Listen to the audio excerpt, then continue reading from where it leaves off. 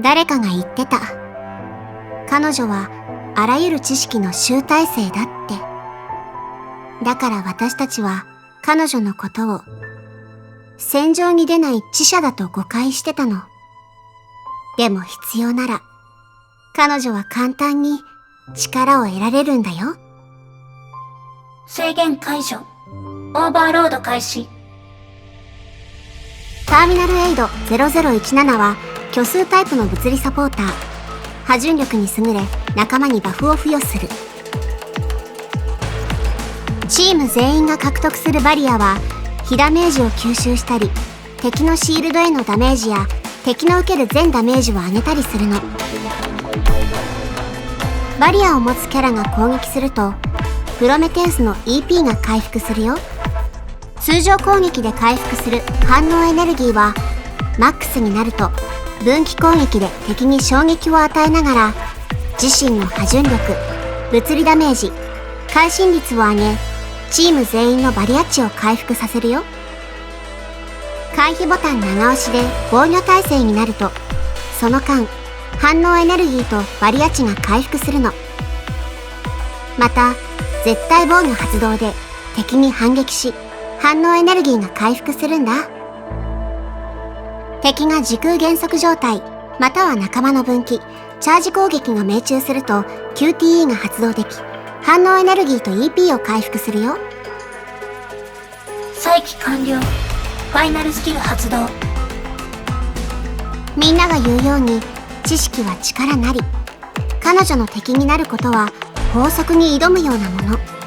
必殺技はブラックホールで敵を吸い寄せ巨大なグローブで敵を握りつぶすの。さらに敵にスタン蓄積を付与しバリア値を回復する。分岐攻撃、必殺技で反応エネルギーを全消費した場合 SP スキルが発動しチーム全員の近接物理ダメージを上げる。また命中した虚無の種の HP が 20% 以下の場合は HP をゼロにできるよ。実戦ではまず式の律者の槍の分岐攻撃後プロメテウスが QTE 出場。必殺技と SP スキルを発動。式の律者の無知分岐攻撃、回避スキル、必殺技を発動後にアタッカーに切り替えよう。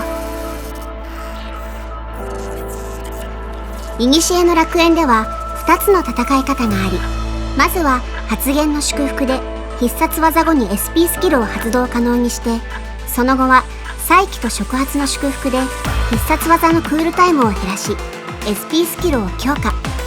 これで巨大なグローブを変形させ敵に致命的なダメージを与えるの。